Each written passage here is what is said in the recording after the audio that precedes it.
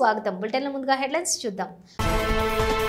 గిరిజనులకు ప్రత్యేక డిఎస్సి ప్రకటించాలి. గుట్టాయిగూడెం, జీలుగుమిల్లి, ఇతర ఏజెన్సీ ప్రాంతాల్లో ప్రశాంతంగా బంద్.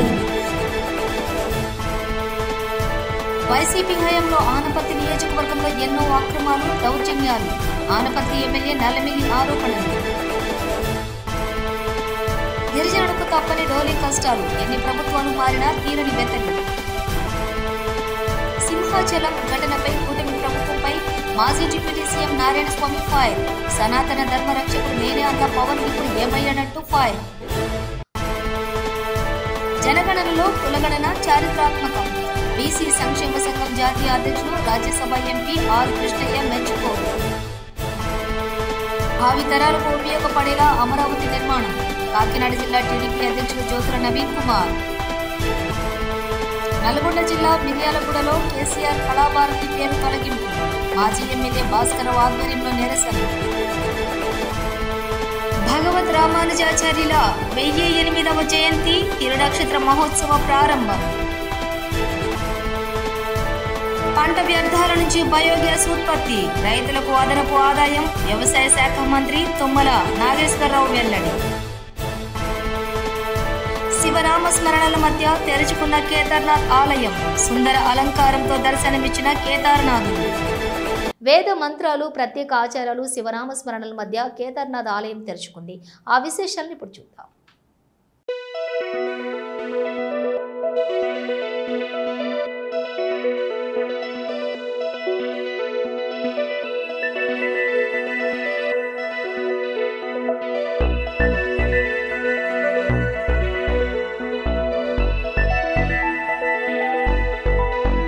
పంట వ్యర్థాలను తగలబెట్టడంతో నేల ఆరోగ్యం క్షీణించడమే కాకుండా పంటల ఆరోగ్యం కూడా దెబ్బతింటుందని వ్యవసాయ శాఖ మంత్రి తుమ్మల నాగేశ్వరరావు పేర్కొన్నారు. ఎరువులు, పురుగుల మందులు వాడకం పెరుగుతున్న నేపథ్యంలో వాటిని తగ్గించడంతో పాటుగా పంట వ్యర్థాల నుంచి బయోగ్యాస్ ఉత్పత్తి చేయడం ద్వారా సహజ వనరుల పరిరక్షణ జరుగుతుందని వివరించారు. ఉపాధి అవకాశాలు పెరగడంతో పాటు రైతులు పంట వ్యర్థాల నుంచి ఆదాయం పొందవచ్చునని తెలిపారు. హైదరాబాద్లో బుధవారం దక్షిణాఫ్రికాకు చెందిన బయోవేస్ట్ ఎనర్జీ సంస్థ, రాష్ట్రానికి చెందిన స్పాన్స్టెక్ ఇంజనీరింగ్స్, ఎకోమ్యాక్స్ ఎనర్జీ సంస్థల మధ్య పంట వ్యర్థాల నుంచి బయోగ్యాస్ ఉత్పత్తి చేసే ప్రాజెక్టుపై ఒప్పందం జరిగింది. కార్యక్రమంలో మంత్రి తుమ్మల నాగేశ్వరరావు, దక్షిణాఫ్రికా కాన్సులేట్ జనరల్ గిడెన్ లిబెన్ ముఖ్య అతిథులుగా పాల్గొన్నారు. ఈ సందర్భంగా తుమ్మల మాట్లాడుతూ పంట వ్యర్థాలతోటి బయోగ్యాస్ ఉత్పత్తి చేసే ప్లాంట్ల ఏర్పాటుకు ముందుకొచ్చే కంపెనీలకు రాష్ట్ర ప్రభుత్వం సహకరిస్తుందని చెప్పారు. సుమారుగా 1500 కోట్ల వ్యయంతో 20 బయోగ్యాస్ ప్లాంట్ల నిర్మాణానికి కంపెనీలు ఒప్పందం కుదుర్చుకున్నట్లుగా వెల్లడించారు. ఇటువంటి వస్తేనే మన భూమి రక్షించబడుతుంది. భూమి వల్ల మన రైతు బతుకుతాడు. రైతు వల్ల ఈ సహజ వనరులు ఏదైతే ఉన్నాయో అవన్నీ కూడా కొరత ఏర్పడుతున్నాయి. ఆయిల్ దొరకట్లేదు, గ్యాస్ దొరకట్లేదు. ప్రకృతి మీద ఆధారపడాల్సినటువంటి ఇటువంటి వాటిని మనం తయారు చేసుకుంటే మన సమాజానికి మేలు అవుతుంది. తద్వారా మన రైతుని నిలబెట్టిన వాళ్ళం అవుతాం. ఈ ఇన్నోవేషన్ వల్ల స్థానికంగా కొంతమందికి ఉద్యోగాలు రావచ్చు. దానివల్ల కొంతమంది జీవితాలు కూడా మెరుగుపడే అవకాశం ఉంది.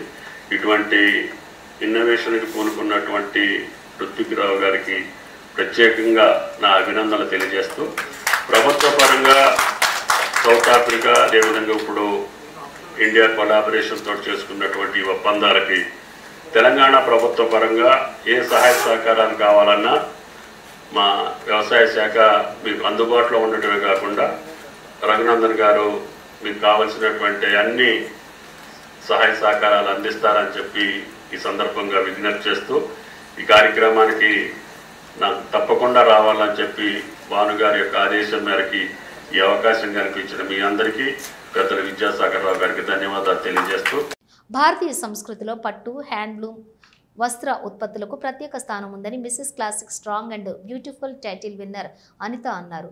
హైదరాబాద్ శ్రీనగర్ కాలనీ సత్యసాయిలో ఏర్పాటు చేసిన నేషనల్ సిల్క్స్ ఎక్స్పోను నిర్వాహకులతో కలిసి ఆమె ప్రారంభించారు. దేశంలోని పలు రాష్ట్రాలకు చెందిన చేనేత కళాకారులు తయారు చేసిన వస్త్ర ఉత్పత్తులు ఈ ప్రదర్శనలో ఉంచినట్లుగా తెలిపారు. ఈ ఎగ్జిబిషన్ 6వ తేదీ వరకు కొనసాగుతుంది. సతీష్ కుమార్ మేనేజర్, దీనికి నేషనల్ సిల్క్ ఎక్స్పో అనే ఎగ్జిబిషన్కి మేనేజరు. దీనికి గ్రామీణ హస్తకళా వికాస్ సమితి అనే పేరుతో ఒక సొసైటీ స్టార్ట్ చేసినాము. దీనికి వచ్చేసి గుప్తా గారు అని ఆయన secretary. Government development commissioner of handicrafts అంటే వీవర్స్కి ఒక ఐడెంటిటీ కార్డు ఇస్తారు central government. Weavers all over India weavers అందరూ కలుసుకొని ఒక సొసైటీ స్టార్ట్ చేసాం. ఇప్పుడు మనం ఆంధ్రప్రదేశ్ని ఎత్తుకున్నామంటే మంగళగిరి అని ఉంది, గద్వాలు కరంకారి ఉంది, తెలంగాణ ఎత్తుకుంటే పోచంపల్లి, గద్వాలు, తమిళనాడు ఎత్తుకుంటే కంచిపట్టు. ఇప్పుడు చూడండి, ఇప్పుడు ఇవన్నీ డ్రెస్సులు సూట్స్. ఈ పక్క వచ్చేసి పోచంపల్లి అతను, తెలంగాణ అతను పోచంపల్లి శారీస్ అనేసి, వెనకాల వచ్చేసి సిరిజ హ్యాండ్లూమ్, ఇది కలకత్తా వెస్ట్ బెంగాల్ అంటే బొటేక్ అని, ట్రస్సర్ అని, కలకత్తాలో అయితే శాంతినికేతన్ శారీస్ అని చాలా వెరైటీస్ అక్కడ తయారవుతాయి. ఇప్పుడు మహారాష్ట్ర ఎత్తుకుంటే పైతాని, గుజరాత్ ఎత్తుకుంటే పటోలా, కాటన్ పటోలా, రాజస్థాన్ ఎత్తుకుంటే suits, saris, dress materials, Chanderi, MP ఎత్తుకుంటే చందేరి. ప్రతి స్టేట్ నుంచి అంటే ప్రతి స్టేట్లో ఉత్పత్తి అయ్యే ప్రతి ఒక్కటి శారీస్, సూట్స్, హ్యాండ్లూమ్లో అంటే కాటన్, సిల్క్లో తయారయ్యే ప్రతి సీట్స్. ఇప్పుడు మనకు మ్యారేజ్ సీజన్ ఇప్పుడు స్టార్ట్ అయింది కాబట్టి హైదరాబాద్లో ఇంకా పిల్లలకి సెలవులు అన్నీ వచ్చి జాతరల సీజన్ స్టార్ట్ అయింది కాబట్టి హైదరాబాద్ నివాసులు అందరూ వచ్చి సత్సాయి నిగంలో ఈరోజు స్టార్ట్ అయింది 1 నుంచి 6 వరకు, మే 1 నుంచి 6 వరకు, మార్నింగ్ 11 AM to 8 PM. ఆ కుటుంబాలకు వైకాపా నుంచి ముప్పు. కాకినాడ జిల్లా దోమాడ గ్రామంలో R&B రోడ్డు పక్కన ఇళ్లు కోల్పోయి నిరాశ్రయులైన 5 కుటుంబాల వారికి వైసీపీ నేతలతో ముప్పు ఉందని ఆనపర్తి ఎమ్మెల్యే నల్లమిల్లి రామకృష్ణారెడ్డి పేర్కొన్నారు. కాకినాడ జిల్లా బీజేపీ కార్యాలయంలో ఆయన మీడియాతో మాట్లాడుతూ గతంలో వైసీపీ హయాంలో ఆనపర్తి నియోజకవర్గంలోని ఎన్నో అక్రమాలు, దౌర్జన్యాలు జరిగాయని, సూర్యనారాయణ రెడ్డి చేసిన అవినీతి నిరూపించడానికి తాను సిద్ధంగా ఉన్నానని ఆయన బహిరంగ చర్చకు రాగలరా అంటూ సవాల్ విసిరారు. ముందుగా అందరికీ మేడే శుభాకాంక్షలు తెలియజేసుకుంటూ ఉన్నా. ఇటీవల కాలంలో కాకినాడ జిల్లా పెదపూడి మండలం దోమాడ గ్రామంలో జరిగిన సంఘటనని వైఎస్ఆర్సీపీ నాయకులు తప్పుగా చిత్రీకరించి కూటమి ప్రభుత్వం పైన, నా పైన వ్యక్తిగతంగా దోషణలకు దిగుతూ అవాస్తవాలు ప్రచారం చేస్తూ ఉన్న నేపథ్యంలో ఒక్కసారిగా వాస్తవాల్ని మీ ద్వారా ప్రజల దృష్టికి తేవడం కోసం ఇక్కడ కూటమి నాయకులందరం కలిసి మీ ముందుకు రావడం జరిగింది. ముఖ్యంగా మరి మొట్టమొదటిగా మా మాజీ శాసనసభ్యులు డాక్టర్ సత్తి సూర్యనారాయణ రెడ్డి గారు ఇటీవల కాలంలో దోమాడలో పత్రికా సమావేశం, మీడియా సమావేశం నిర్వహించి దానిలో ఆంధ్రప్రదేశ్ రాష్ట్రానికి వైఎస్ఆర్సీపీకి ఒక కొత్త అధ్యక్షుడిని ప్రకటించడం జరిగింది. జక్కంపూడి రాజా గారిని ఆంధ్రప్రదేశ్ రాష్ట్ర వైఎస్ఆర్సీపీ అధ్యక్షుడిగా వారు ప్రకటించారు. ముందుగా జక్కంపూడి రాజా గారికి హృదయపూర్వకంగా రాష్ట్ర వైఎస్ఆర్సీపీ అధ్యక్ష బాధ్యతలు స్వీకరించినందుకు వారికి మొట్టమొదటిగా హృదయపూర్వకంగా కూటమి తరఫున అభినందనలు తెలియజేసుకుంటూ ఉన్నా. అదేవిధంగా పాపం మరి సూర్యనారాయణ రెడ్డి గారు చెప్పాల్సింది జగన్మోహన్ రెడ్డి గారి పరిస్థితి ఏమిటి, వారిని ఏమైనా జాతీయ స్థాయికి, అంతర్జాతీయ స్థాయికి పంపించారా, లేకపోతే వైఎస్ఆర్సీపీ నుంచి మొత్తం వారిని తొలగించారా అనేది కూడా మరి రేపు స్పష్టం చేయమని కోరుతా ఉన్నా. ప్రత్యేక డిఎస్సి ప్రకటించాలని ఏజెన్సీ బంద్. ఏలూరు గిరిజనులకు ప్రత్యేక డిఎస్సి ప్రకటించాలని డిమాండ్ చేస్తూ పలు గిరిజన సంఘాలు ఏజెన్సీ బంద్కి పిలుపునిచ్చాయి. బంద్లో భాగంగా బుట్టాయిగూడెం, జిలుగుమిల్లి, ఇతర ఏజెన్సీ ప్రాంతాల్లో ప్రశాంతంగా బంద్ కొనసాగింది. పలు వర్తక సంఘాలు తమ దుకాణాలను మూసివేసి స్వచ్ఛందంగా బంద్లో పాల్గొన్నాయి. సిపిఎం పార్టీ రాష్ట్ర కమిటీ సభ్యురాలని ఈరోజు ఏదైతే మన్యం బంద్కు పిలిపించారో ఆదివాసీ సంఘాలకి సిపిఎం పార్టీ పూర్తి మద్దతు తెలియజేస్తా ఉంది. ఈరోజు ఎన్నికల ముందు అయితే హామీలు బ్రహ్మాండంగా ఇచ్చారు. ఈరోజు ఎన్నికల ముందు హామీలను నెరవేర్చాలనేసి గిరిజన సంఘాలు బంద్ నిర్వహిస్తా ఉన్నారు. సిపిఎం పార్టీగా మెయిన్ డిమాండ్ చేసేది ఏజెన్సీ ప్రాంతాల్లోని ఉద్యోగాలు కూడా స్థానిక గిరిజనులకే ఇవ్వాలి, అట్లనే ఉపాధ్యాయ పోస్టులను కూడా స్థానిక గిరిజనులకే ఇవ్వాలనేసి మేము సిపిఎం పార్టీగా ప్రభుత్వాన్ని కోరుతా ఉన్నాం. ఈరోజు గిరిజన డిఎస్సి సాధన కమిటీ పేరుతో రాష్ట్ర వ్యాప్తంగా మన్యం బంద్ జరుగుతూ ఉంది. ఈ బంద్ ప్రధాన ఉద్దేశం ప్రభుత్వం నోటిఫికేషన్ ఏదైతే ఉందో ఆ ఇచ్చిన మెగా డిఎస్సిలోని గిరిజనులకు తీవ్రమైన అన్యాయం జరుగుతూ ఉంది. కాబట్టి గిరిజనులకు ప్రత్యేక డిఎస్సి ద్వారా ఉద్యోగాలు భర్తీ చేయమన్నది ప్రధానంగా కోరుతూ కేంద్ర ప్రభుత్వం జనగణనలో కులగణన చేయాలని తీసుకున్నటువంటి నిర్ణయాన్ని చారిత్రాత్మకమని బీసీ సంక్షేమ సంఘం జాతీయ అధ్యక్షులు రాజ్యసభ ఎంపీ ఆర్ కృష్ణయ్య అన్నారు. బషీర్బాగ్ ప్రెస్ క్లబ్లో ఏర్పాటు చేసిన సమావేశంలో ఆయన మాట్లాడుతూ పీఎం మోదీని 40 బీసీ కుల సంఘాల హర్షం అభినందించాయని తెలిపారు. 1931 తర్వాత మొట్టమొదటిసారిగా సాహసపూర్వకంగా తీసుకున్నటువంటి ఈ నిర్ణయం బీసీల చిరకాల డిమాండ్ను గౌరవించిందన్నారు. గతంలో గత ప్రభుత్వాలు కాంగ్రెస్ ప్రభుత్వం, జనతా ప్రభుత్వం అన్ని ప్రభుత్వాల కొట్లాడినాం కానీ కదలే. మోడీ గారు వచ్చిన తర్వాత కూడా చాలా ధర్నాలు చేశాం, బీజేపీ పార్టీకి విజ్ఞప్తులు చేశాం. అందరూ మూడు లేదు పార్టీకి చేయరనుకున్నారు. మొన్న నేను అమిత్ షాని గమనిందే అమిత్ షా కలిసి కొన్ని ఎత్తుగడలతో మాట్లాడాను. మన చెప్పొద్దు బయట యూస్ చెప్పలేను, కానీ ఆయనను కన్విన్స్ చేసే మాటలు చెప్పండి కన్విన్స్ అయ్యిండు. తప్పనిసరిగా మనకు రిజల్ట్ కనిపిస్తుంది మీ అందరికీ. విజయనగరం జిల్లా శృంగవరపుకోట మండలం రేగా పుణ్యగిరి గిరిజనులకు డోలిమూత కష్టాలు తప్పేటట్లు లేదు. రేగ పుణ్యగిరి గ్రామానికి చెందిన పంగి సీతమ్మ అను గర్భిణి పురిటి నొప్పులతో బాధపడుతుండగా భర్త నర్సింగ్రావు మరికొందరు సహాయంతో డోలుమూత సహాయంతో ప్రభుత్వ ఆసుపత్రికి తరలిస్తున్న తరుణంలో మార్గమధ్యంలోనే సీతమ్మ ప్రసవించింది. ఇది తెలుసుకున్న ఎస్ కోట నియోజకవర్గం జనసేన నేత వచ్చి వబ్బిన సన్యాసి నాయుడు 108 అంబులెన్స్కు ఫోన్ చేసి వెనువెంటనే సహాయక చర్యల్లోని పాల్గొని ఆసుపత్రికి గర్భిణిని తరలించారు.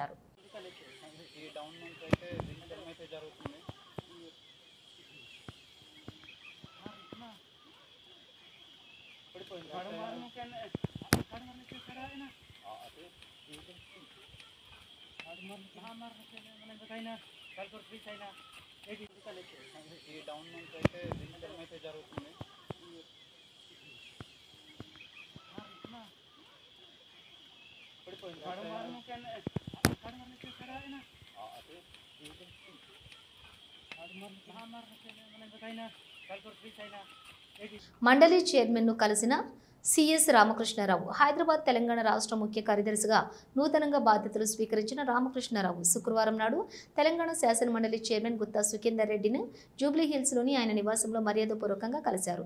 ఈ కార్యక్రమంలో తెలంగాణ రాష్ట్ర dairy development corporation chairman Gutha Amith Reddy, Telangana legislature secretary doctor Narasimhacharyulu పాల్గొన్నారు.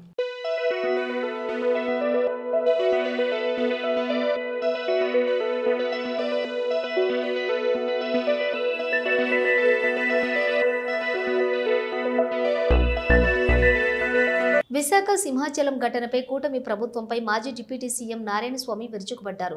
ఈ సందర్భంగా ఆయన వెదురుకుప్పంలో మండలంలోని మాట్లాడుతూ సనాతన ధర్మ రక్షకుడు నేనే అన్న పవన్ ఇప్పుడు ఏమయ్యాడు? నాసిరకపు పనులు నిర్మాణం చేపట్టి భక్తుల ప్రాణాలతో చెలగాటమాడతారా అని ప్రశ్నించారు. మృతుల కుటుంబ సభ్యులు కన్నీటి ఘోష చంద్రబాబు, పవన్ కళ్యాణ్ కు వినపడలేదా అన్నారు.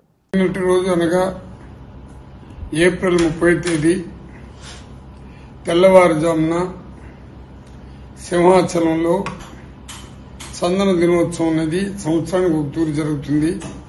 చందన దినోత్సవం అంటే చందనంతోనే ఆ నృసింహస్వామిని పూర్తిగా చందనంతోనే నింపుతారు.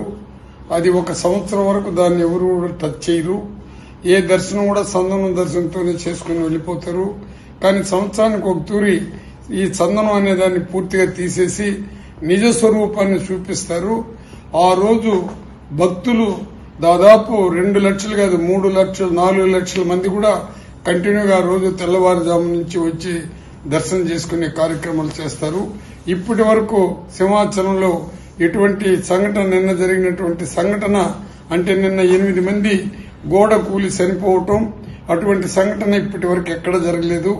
ఆ గోడ కూడా ఏ విధంగా కూలిందంటే కనీసం 10 రోజుల ముందు గోడ 5-6 రోజుల ముందు గోడ కట్టడం, దానికి సిమెంట్ వేసారా మట్టి వేసారా కాంట్రాక్ట్ ఇచ్చినారా ఎవరు చేసినారనేది లేకుండా వాళ్ళకి కావాల్సిన వ్యక్తులకు ఇస్తే గబగబాని గోడ కట్టడం, అక్కడ భక్తులను డైవర్ట్ చేస్తే భక్తులు అక్కడ గోడ కింద పడి చనిపోవటం.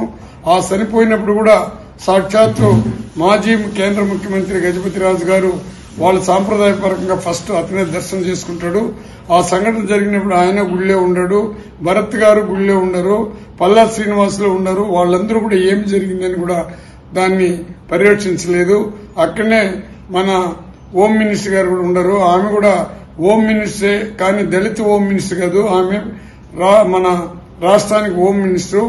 ఆమె ఎంతసేపు ఆ గోడ ఎప్పుడు కట్టినారు, అంతకుముందు ఆమె స్టేట్మెంట్ ఏ విధంగా ఉంది, గోడ ఎప్పుడు కట్టినారు, ఎవరు పీరియడ్ లో కట్టినారు అని చెప్పేసి మాట్లాడింది. మళ్ళీ అక్కడ ఉండేవాళ్ళు 6 రోజుల ముందుగానే గోడ కట్టినారంటే మళ్లీ మనసు మార్చుకుని ఆ గోడకు సిమెంట్ ఇచ్చినారా, పిల్లర్ ఇచ్చినారా, కమ్మి పెట్టినారా, అది ఎవరికి తెలుస్తుంది అని చెప్పేసి మాట్లాడేసి అది కూడా జగన్మోహన్ రెడ్డి పైన నిందలేయాలని ఒక ఆలోచనతో, ఎందుకంటే ఆమె వచ్చినప్పటి నుంచి ముఖ్యమంత్రి అయినప్పటి నుంచి, ఆమె ముఖ్యమంత్రి చంద్రబాబు నాయుడు అయినప్పటి నుంచి చూస్తున్నాను ఆమె స్టేట్మెంట్ ని. ఎంతసేపు చంద్రబాబు మన్నన పొందాలా, ఆయన విశ్వాసాన్ని పొందాలంటే కేవలం జగన్మోహన్ రెడ్డిని తిట్టే తప్ప వేరే వాళ్ళు ఏ విధంగా చేసినా గానీ ఆయన పట్టించుకోరు. జగన్మోహన్ రెడ్డిని తిట్టే సంతోషపడతాడనే దృక్పథంతో వేదికను పరిశీలించిన మంత్రి నారాయణ అమరావతి ప్రధానమంత్రి నరేంద్ర మోదీ ఏపీలో పర్యటించనున్నారు. మే 2న అమరావతి పునర్నిర్మాణ పనులకు పీఎం శంకుస్థాపన చేయనున్నారు. రోడ్ షోతో పాటుగా బహిరంగ సభలో మోదీ పాల్గొననున్నారు. ఈ సందర్భంగా సచివాలయం వెనుక ఏర్పాటు చేసిన ప్రధాని బహిరంగ సభ వేదిక వద్ద ఏర్పాట్లను పురపాలక శాఖ మంత్రి నారాయణ అధికారులు పరిశీలించారు. అనంతరం మంత్రి మాట్లాడుతూ ప్రధాని పర్యటన ఏర్పాట్లను పూర్తయ్యాయన్నారు.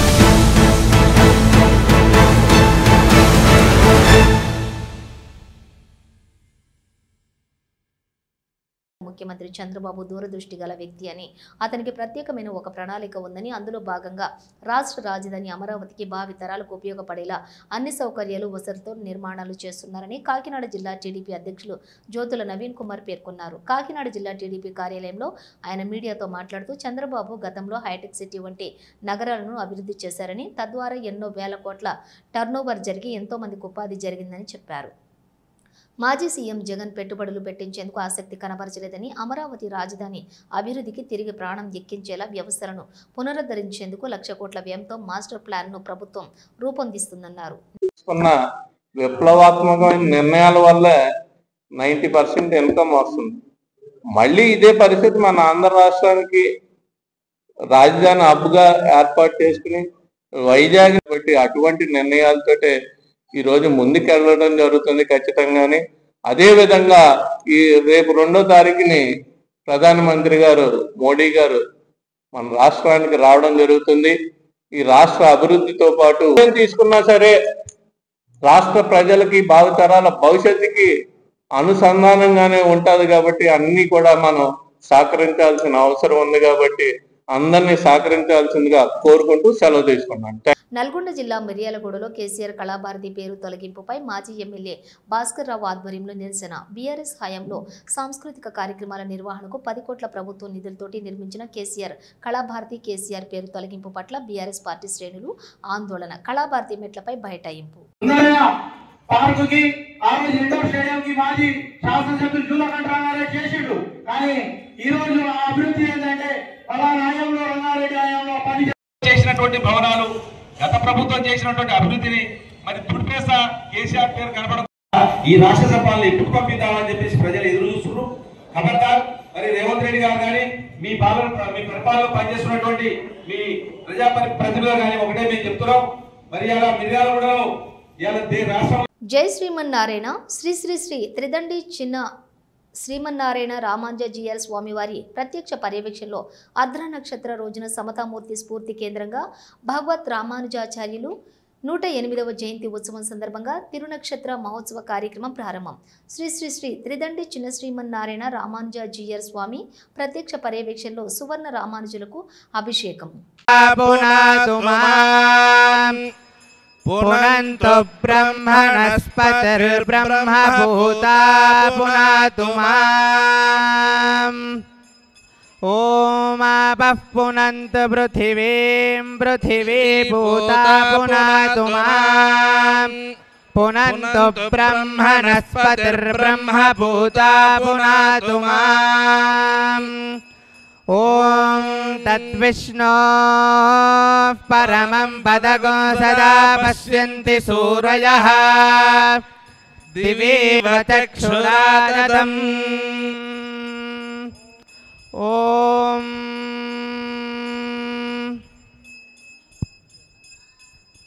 ఓం తద్విష్ణో పరమం పదగో సదా పశ్యంతి సూరయః దివేవ చక్షురాదతం. ఓం నారాయణాయ విద్మహే వాసుదేవాయ ధీమహి తన్నో విష్ణుః ప్రచోదయాత్. ఓం నారాయణాయ విద్మహే వాసుదేవాయ ధీమహి తన్నో విష్ణుః ప్రచోదయాత్. ఓం నారాయణాయ విద్మహే వాసుదేవాయ ధీమహి తన్నో విష్ణుః ప్రచోదయాత్. ఓం ద్వాసో పర్ణౌ సయుజౌ సఖాయౌ సమానం వృక్షం పరితస్వజాతే తయోరన్యః పిప్పాలం స్వాత్వత్యనశ్నన్నన్యో అభిచాకసేతి. ఓం ద్వాసో పర్ణౌ సయుజౌ సఖాయౌ సమానం వృక్షం పరితస్వజాతే తయోరన్యః పిప్పాలం స్వాత్వత్యనశ్నన్నన్యో అభిచాకసేతి. ఓం నారాయణాయ విద్మహే వాసుదేవాయ ధీమహి తన్నో విష్ణుః ప్రచోదయాత్. ఓం నారాయణాయ విద్మహే వాసుదేవాయ ధీమహి తన్నో విష్ణుః ప్రచోదయాత్. ఓం వామదేవ్యేన సామ్నా వషట్కారేణ వజ్రేణ పరజానింద్రేణ సయుతో వయగుంసా సహ్యామ పృథన్యతః ఘనంతో వృత్రాణ్యప్రదీ. ఓం వామదేవ్యేన సామ్నా వషట్కారేణ వజ్రేణ పరజానింద్రేణ సయుతో వయగుంసా సహ్యామ పృథన్యతః ఘనంతో వృత్రాణ్యప్రదీ. ఓం विष्णोर्नुकं वीर्याणि प्रवोचयः पार्थिवानि विममेरचागसियो अस्कभायदुत्तरगुंसधस्थं विदक्रमाणस्त्रेधोरुगायो विष्णोरराटमसि विष्णो पृष्ठमसि विष्णोस्न्यप्त्रे विष्णोस्यूरसि विष्णोर्ध्रुवमसि वैष्णवमसि विष्णवे ॐ ब्रदद्विष्णुस्तव देवीर्याय मृगो न भीमः कुचरो गिरिष्ठाः यस्योरुषु त्रिषु विक्रमणेषु अधिक्षियन्ति भुवनानि विश्वा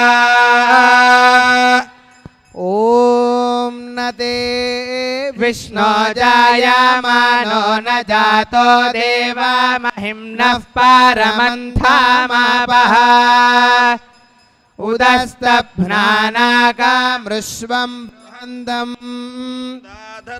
प्राचीं ककुभं पृथिव्याः ॐ आपोहिष्ठामयो भुवस्तान ऊर्जे दधातना महेरणाय चक्षसे यो वः शिवतमोरसस्तस्य भाजयते हनः उषतीरिव मातरः तस्मा अरङ्गमामवो यस्य क्षयाय जिन्वथा आपो जनयथा जनः ॐ अतो देवा अवन्तु नो यतो विष्णुर्विचक्रमे पृथिव्या सप्तधामभिः